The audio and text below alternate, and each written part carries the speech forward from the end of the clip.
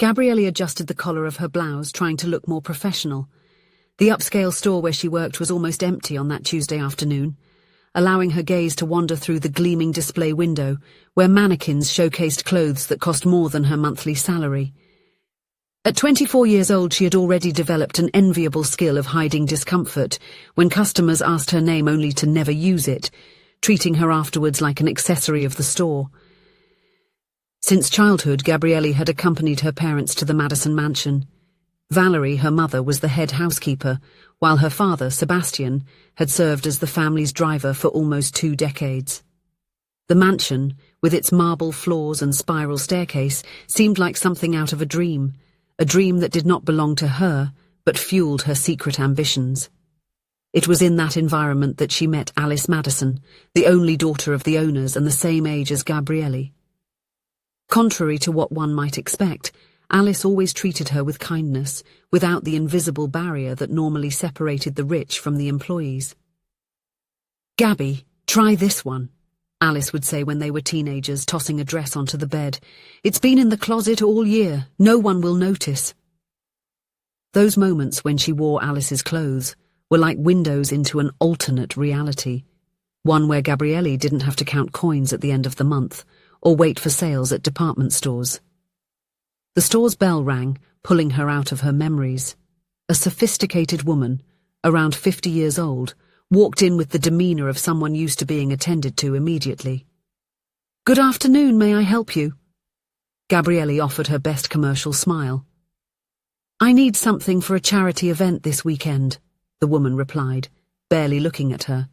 "Something discreet, but that clearly shows it cost a fortune." For the next hour, Gabrielle shadowed the client, bringing pieces, adjusting measurements, offering suggestions that were invariably rejected, until finally, the woman chose an outfit that cost more than 3 months' rent for Gabrielle's small apartment. At the register, while swiping her platinum credit card, the woman rummaged through her renowned brand purse, and a golden envelope fell to the floor. "Your envelope, ma'am." Gabrielle hurried to pick it up. The woman looked at the envelope with disdain. "Oh, that! It's just another one of those tacky party invitations from the nouveau riche. You can throw it away for me, dear." When the client left, commission assured in her pocket, Gabrielle looked at the envelope in her hands. It was heavy, with golden edges and a real wax seal sealing it, something she had only seen in movies. Instead of throwing it in the trash, she slipped it into her bag, not thinking much about what she was doing. That night, sitting at the table of her small apartment kitchen, Gabrielle stared at the envelope. She had just heated up leftovers from the day before made by her mother, while her phone flashed with unanswered messages from Jamie. Jamie had been her boyfriend for 3 years. He was a good man, kind, dedicated, and hard-working. At 26, he worked hard as a waiter at events and restaurants, picking up gigs as a bartender to make ends meet. In recent months, he had been talking about plans to open a small bar, a dream he shared with her during late-night conversations. But Gabrielle had ended the relationship 2 weeks ago. Jamie represented the same simple life she was trying to leave behind. The same life of counted savings, modest dreams, choices limited by financial reality. She wanted more. Much more. Carefully, she opened the envelope and took out the invitation. In elegant golden letters, it read, "The Lancelotti Foundation is honoured to invite you to the annual Benefactors Ball. Attire, black tie, Saturday, 8 p.m, Lancelotti Mansion." The annual Benefactors Ball was notorious. It gathered only the elite of society, influential businessmen, and heirs to fortunes. The kind of event she only saw in celebrity magazines. A plan began to form in her mind. The next day, after work, Gabrielle went to visit her parents at the small house where they lived. After dinner, while her mother was doing the dishes, she casually mentioned, "Alice invited me for coffee tomorrow." "That's nice, dear," Valerie replied. "That girl always liked you. Send her my regards." In fact, Gabrielle hadn't spoken to Alice in months, but she needed access to her childhood friend's closet. When she arrived at the Madison mansion, she was greeted with a warm hug. "Gabby, I missed you. Why did you disappear? Alice asked, guiding her to the room. Too much work, Gabrielle lied. How is fashion college going? While Alice excitedly talked about her projects, Gabrielle observed the huge closet at the back of the room. After a few minutes of conversation, she confessed, Actually, Alice, I came to ask you a favour. I was invited to an important event, but I have nothing suitable to wear. Alice's eyes sparkled. I can finally transform you. You can choose whatever you want. After 2 hours of trying on dresses, Gabrielle left the mansion with a dark blue dress that, according to Alice, had only been worn once at a party. With the dress carefully stored in a protective cover, she felt as if she were carrying a treasure.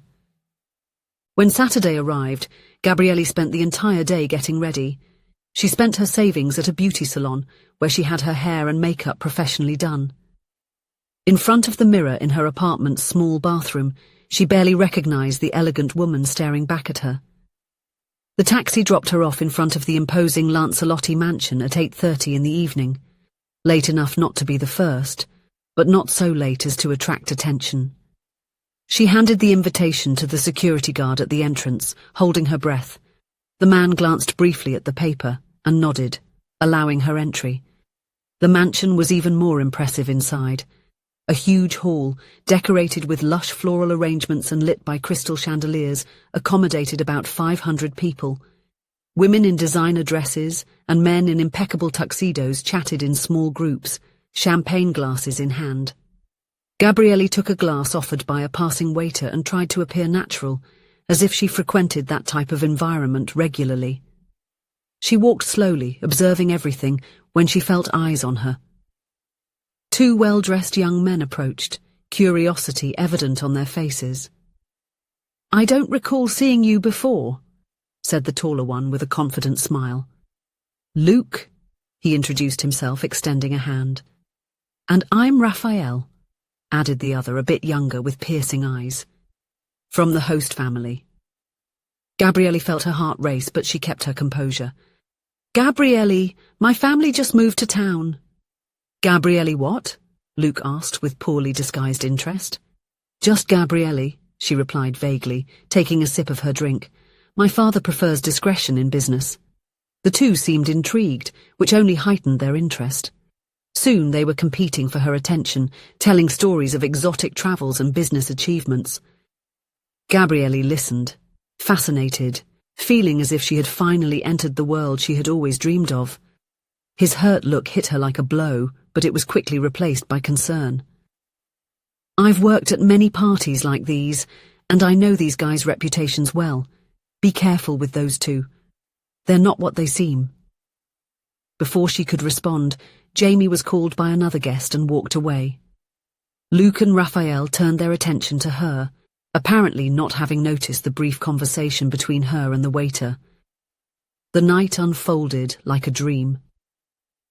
Raphael took her to see the illuminated garden, showing the century-old fountain brought from another continent. Luke, not wanting to be left behind, invited her to dance when the orchestra began to play. The competition between them became increasingly evident. At a certain moment, Gabrielle went to the restroom to touch up her makeup. On the way back, she passed by a small library with the door ajar. Familiar voices made her stop. 50,000 that I can take her home today, said Luke's voice. I'll double the bet, replied Raphael with a laugh. These gold diggers are all the same. Dazzled by the attention, they would do anything for a night of luxury. Did you see how impressed she was with the yacht story? I bet she's never seen anything better than a paddle boat, Luke mocked. Gabrielle's blood ran cold. Reality hit her like a bucket of cold water. She was nothing more than amusement for them, temporary entertainment. She felt exposed, humiliated. Tears began to well up as she quickly moved away from the door. Without saying goodbye to anyone, she crossed the hall towards the exit. In the front garden, away from the lights and music, she finally let the tears flow freely, ruining the expensive makeup. Gabrielle? Jamie's voice made her turn around. He was out of his waiter uniform, probably having finished his shift. You were right, she said between sobs. What a fool I was. Without asking for explanations, Jamie took off his coat and placed it over her shoulders. Come on, I'll take you home. In his small car, Gabriele told him everything. The stolen invitation, the borrowed dress, the charade she had created. Jamie listened silently, without judgment in his eyes. I just wanted to feel what it's like, she finally confessed. What it's like not having to worry about bills, about the future, about limits. I understand, Jamie said softly. But those people in there, they aren't happy just because they have money. You saw how they treat others like objects. Jamie, she called, not knowing exactly what to say. He looked up, surprised to see her. I came to apologize, she began, uncertain. Not just for yesterday, but for everything, for not valuing what we had. Jamie put the cloth aside and faced her seriously. Why are you telling me this, Gabby? Is it because those rich guys let you down? No, she replied with conviction. It's because I realized I was chasing something empty. Those people, that world. There's no truth there, and you were always real with me. A silence settled between them, laden with unspoken emotions. Do you think we could try again? She finally asked, her heart pounding. Jamie didn't respond immediately. He seemed to be weighing his words carefully. Gabby, I never stopped loving you, he finally said. But I need to know if you really want to be with me, with the life I can offer. I don't want to be the second choice after a disappointment. You were never the second choice, she replied, sincere tears in her eyes. I was just too blind to see what was right in front of me. Jamie reached out, gently touching her face. Then let's build something together, something real, without fantasies. Gabriele smiled through the tears. I would like that very much. 6 months later, Jamie's little bar opened its doors. Jamie's corner had just a few tables, simple decor, and a modest menu, but it was always full. Gabriele had left the luxury clothing store and was now helping with managing the bar, applying her sales knowledge in a more honest and fulfilling way. On a quiet night, while they were cleaning the bar after closing, Jamie surprised Gabriele with a small box. What is this? She asked, intrigued. Open it, he replied, smiling. Inside was a key. It's for the new apartment, Jamie explained. It's not a mansion, but it has space for both of us. And who knows, in the future, maybe for someone else. Gabriele looked at the key in her hand, simple, unadorned, but representing something that no luxury party could offer. A future built with true love and honest work.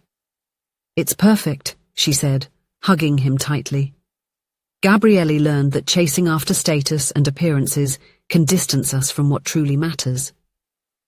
True wealth is not found in the lights of a gala hall, but in the company of someone who values us for who we are, not for what we have. Simple dreams, when lived with love and sincerity, are more valuable than any momentary luxury. If you enjoyed the story, please leave a comment with a rating from 1 to 5 to show how much you liked it. Also, watch the video that is now appearing on your screen. See you soon.